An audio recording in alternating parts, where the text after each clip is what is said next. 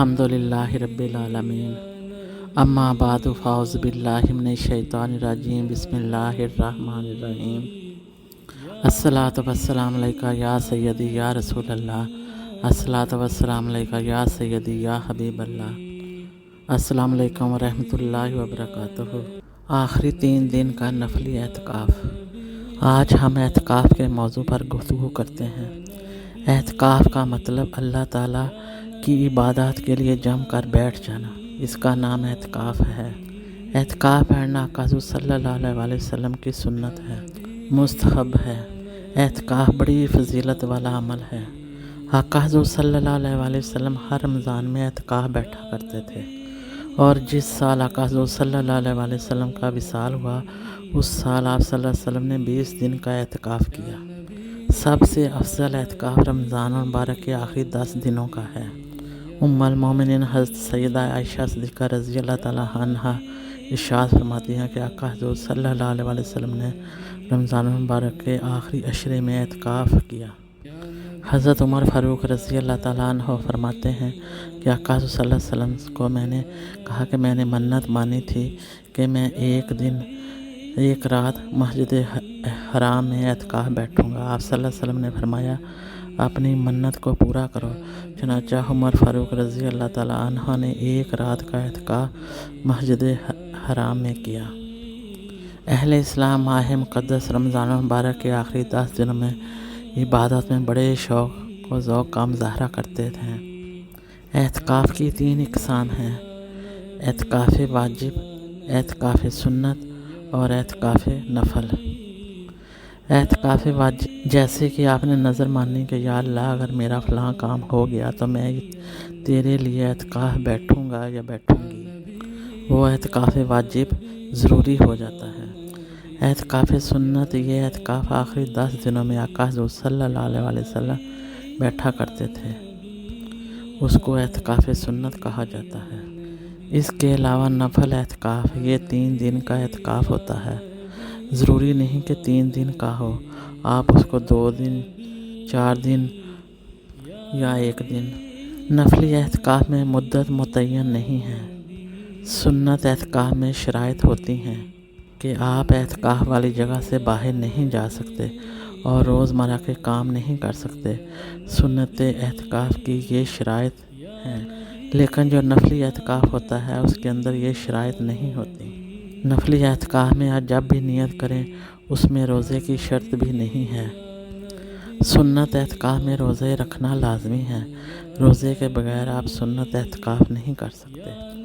अगर आप 3 दिन का एहतिकाफ़ बैठना चाहते हैं तो फिर नफल एहतिकाफ़ में कोई पाबंदी नहीं है कहीं आने जाने की। लेकिन अगर आप 3 दिन की नियत करके एहतिकाफ़ बैठना चाहते हैं, नफली एहतिकाफ़ चंद घंटों चंद लम्हों का भी है, तो अगर आप नफली एहतिकाफ़ बैठना चाहते हैं तो 26वें रोज़े में इफ्तारी करने से पहले आप नफली एहतिकाफ़ की नियत करके बैठ जाएं कि या अल्लाह मैं 3 दिन के एहतिकाफ़ की नियत करता हूँ या करती हूँ। इस 3 दिन के एहतिकाफ़ में आपको 27वीं और 29वीं तक रातें भी आपको मिल जाएंगी। ये है नफली एहतिकाफ़, इसके अंदर कोई शराइत नहीं पाई जाती।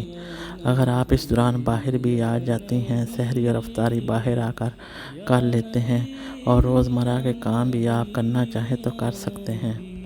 इसमें किसी किस्म की कोई कराहत या पाबंदी नहीं है। आखिरी अशरे में 2 चीज़ें बड़ी अहम हैं, एक शब कदर और दूसरा एहतिकाफ़। शब कदर 5 रातों में घूमती है। रमज़ान मुबारक का महीना बड़ी बरकतों और रहमतों वाला महीना है। ये वो अजीम महीना है जिसके दिन तो बहुत कम हैं, लेकिन अल्लाह तबारक व तआला ने इन थोड़े दिनों में मुसलमानों को बहुत ज़्यादा सवाब कमाने का मौका दिया है। कभी कुरान पाक की तिलावत और रात को नमाज तरावी, फिर एहतिकाफ़ में इबादत और रमज़ान मुबारक के आखिरी अशरे की ताक रातों में शब कदर हासिल करने का एहतमाम करना। बाज़ लोग मसरूफ़ियत की वजह से 10 दिन का टाइम नहीं निकाल सकते।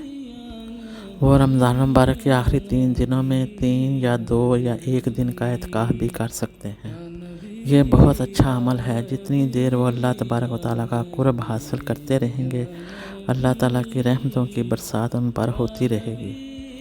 اعتکاف چاہے 10 دن کا ہو یا 3 دن کا، یہ تصور کریں کہ میں ہوں اور اللہ ہے۔ جب تم میرے پاس ہوتے ہو گویا کوئی دوسرا نہیں ہوتا۔ اسی طرح ان دنوں میں اللہ تبارک و تعالیٰ کے ساتھ تعلق جوڑیں، اللہ تبارک و تعالیٰ کی محبت نصیب ہو جائے گی۔ اللہ تبارک و تعالیٰ کو ہر وقت اپنے سامنے رکھو، اللہ آپ کو ہر وقت اپنے سامنے رکھے گا۔ اپنے قلب و روح پر اعتکاف کی روحانیت کو قائم رکھیں۔ اگر یہ دن اللہ تعالیٰ نے عطا فرمائے ہیں تو فضولیت میں وقت ضائع نہ کریں۔ اعتکاف کرنے والوں کے لیے یہ بھی ایک بہت بڑی فضیلت ہے کہ اس کا سونا اور جاگنا عبادت میں لکھا جائے گا۔ دوسرے لوگ رات کو جاگیں گے تو ان کا جاگنا لکھا جائے گا، لیکن اعتکاف میں سویا بھی ہے تو اس کو عبادت میں شمار کیا جائے گا۔ اور شب قدر ان 5 طاق راتوں کے اندر ہی ہے، انشاءاللہ تعالیٰ اعتکاف کی حالت میں ضرور نصیب ہو جائے گی۔ آقا حضور صلی اللہ علیہ وسلم ان دنوں میں دعاؤں کا بہت اہتمام فرمایا کرتے تھے۔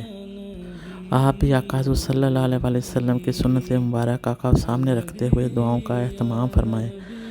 دعا بہت بڑی عبادت ہے۔ دعا میں پہلے اللہ تعالیٰ کی تعریف کریں، آقا حضور صلی اللہ علیہ وسلم کی ذات اقدس پر درود و سلام کے نذرانے پیش کریں، پھر اللہ سے باتیں کریں۔ جو بھی مصیبت یا مشکل پیش آئے اللہ کی خوشامد کریں، گڑ گڑا کر رو کر اپنے گناہوں کی معافی مانگیں اور تمام امت مصطفیٰ امت محمدیہ کی بخشش اور مغفرت کی دعائیں کریں۔ آنسو بہا کر دعا کا مانگنے کا طریقہ اللہ تبارک و تعالیٰ کو بہت پسند ہے۔ دعا الفاظ کا نام نہیں، دعا کیفیت کا نام ہے۔ دعا کروائی نہیں جاتی، دعا لی جاتی ہے۔ دعا کسی بھی زبان میں مانگے، اگر اس کے اندر کیفیت ہے، درد ہے، التجا ہے، منت ہے تو وہ دعا عرش تک پہنچے گی۔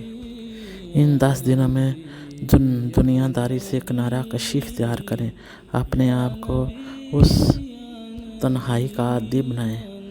اعتکاف کے 10 دنوں کا ٹائم ٹیبل سیٹ کریں کہ میرے دن اور رات کے معمولات میں نے کیسے گزارنے ہیں۔ اگر آپ نے یہ 10 دن ان معمولات کی پابندی کی تو نفس اور طبیعت اتنے مغلوب ہو جائیں گے کہ اللہ تبارک و تعالیٰ کی قربت اور آقا حضور صلی اللہ علیہ وسلم کی قربت نصیب ہو جائے گی انشاءاللہ تعالیٰ۔ اس طرح آپ اپنے اعتکاف کے مقاصد کو حاصل کرنے میں کامیاب ہو جائیں گے۔ دنیاوی باتیں نیکیوں کو اس طرح کھا جاتی ہیں جس طرح آگ لکڑی کو کھا جاتی ہے۔ اللہ رب العزت کی بارگاہ میں دعا ہے کہ اللہ تبارک و تعالیٰ ہمیں شرعی مسائل کو سمجھ کر عمل پیرا ہونے کی توفیق عطا فرمائے، آمین۔ جہاں سید المرسلین، اللہ تبارک و تعالیٰ ہم سب کا حامی و ناصر ہو۔ السلام علیکم ورحمۃ اللہ وبرکاتہ۔